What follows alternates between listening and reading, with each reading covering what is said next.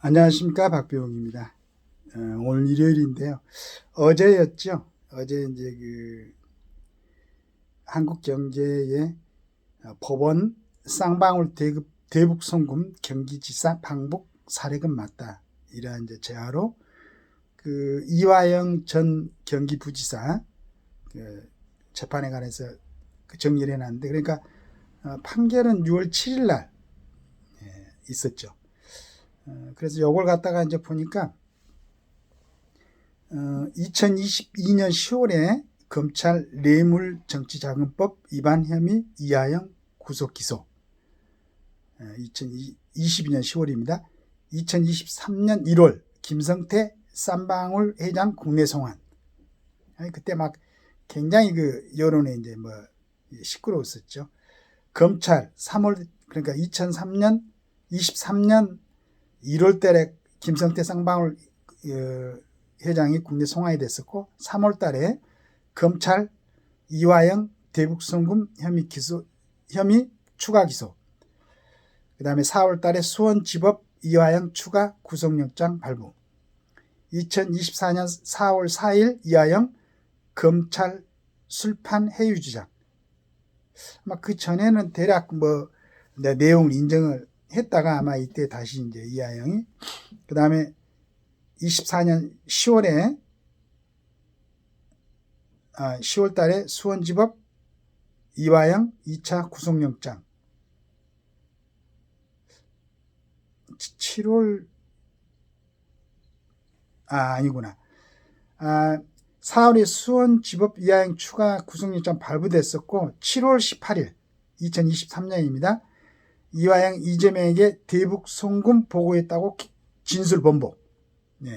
그 다음에 23년 7월 21일 이화영 검찰 회유에 허위 자백했다 옥중 평지로 또 진술 번복. 7월 18일하고 21일하고 내용이 틀렸네요. 거꾸로 됐네요. 그 다음에 10월 달에 수원지법 이화영 2차 구속영장. 그 다음에 2024년 4월 4일 날 이하영 검찰 술판 해유 주장, 이렇게 되어 있습니다. 또 4월 8일 날은 검찰 징역 15년 구형, 6월 3일 민주당 대북 송금 관련 검찰 조작 특검법 발의, 6월 7일 이하영 1심 징역 9년 6개월 선고, 이렇게 되어 있습니다.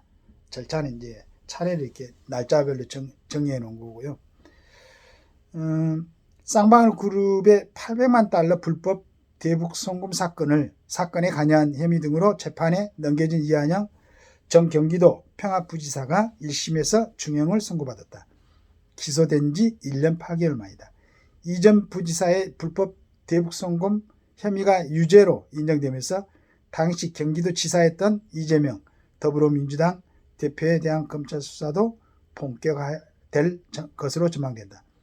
대장동, 벽현동, 성남FC 사건 등으로 재판을 받고 있는 이 대표의 사법 리스크가 확대되는 한편 정치권 공방도 가해될 것으로 보인다. 수원지방법원 형사 11부 부장판사 신진우는 7일 예구간거래법 위반, 특정범죄가중처벌법상 뇌물, 정치자금법 위반, 증거인멸교사 등의 혐의로 기소된 이 전 부지사의 징역 9년 6개월과 벌금 2억 5천만 원 선고했다. 재판부는 이 전 부지사에게 3억 2,595만 원을 추징하라고 판결했다.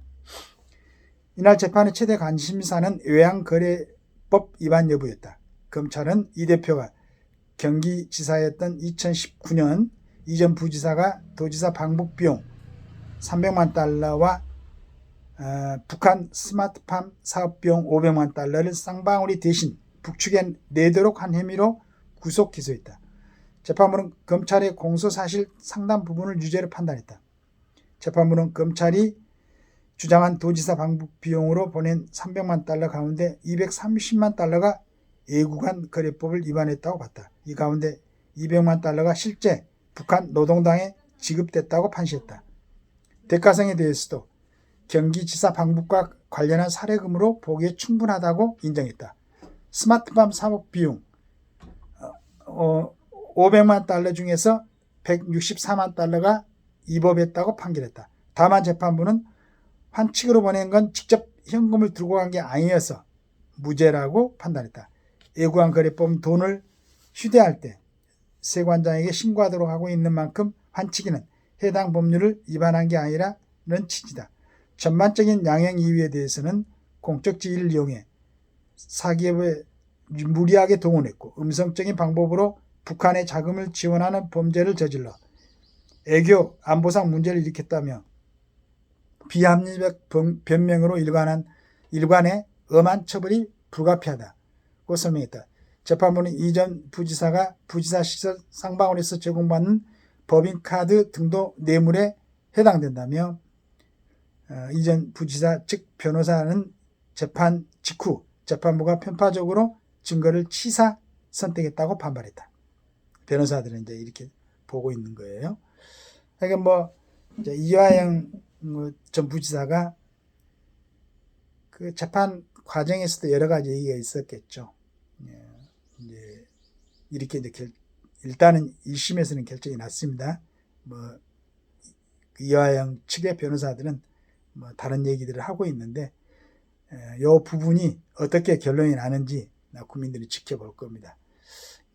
국민들은 그 전에 우리 박근혜 그 대통령을 비롯한 그 정부의 이제 인사들이 많이 이제 뭐 구속되고 처벌받고 우리 박근혜 대통령께서도 4년 9개월입니까?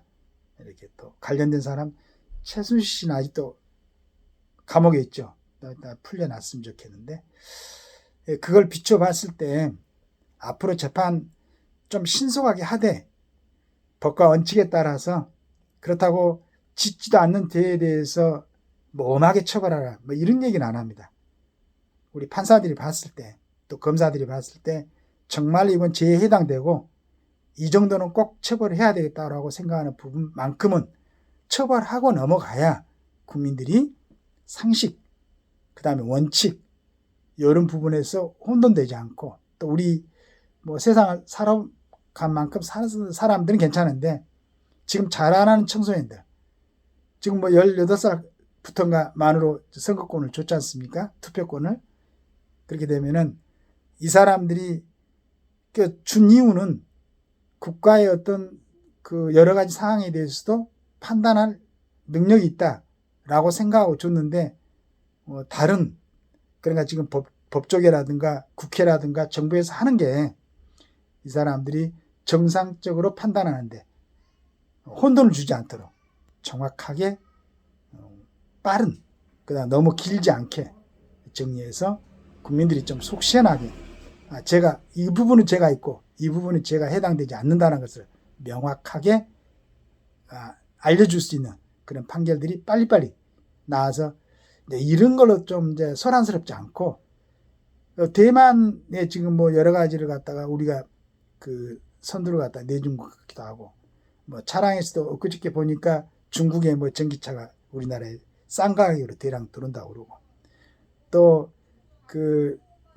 뭐 저쪽 평택이나 그쪽에서 대단히 어떤 그 우리 꼭 필요한 반도체 시설들이 들어서는데 송배전선이 확보가 안 된다고 그런 일에 이제 국민들이 관심을 갖고 적극적으로 지지하고 국회의원들도 좀 그런 걸 빨리빨리 해결해 가지고 대한민국 여기서 멈추지 않고 끊임없이 발전하는 그런 나라가 될 수 있도록 우리 법원에서도 판사님들이 힘드시겠지만은 빨리빨리 결정해 가지고 정확한 결론을 내주시기를 기대합니다. 감사합니다.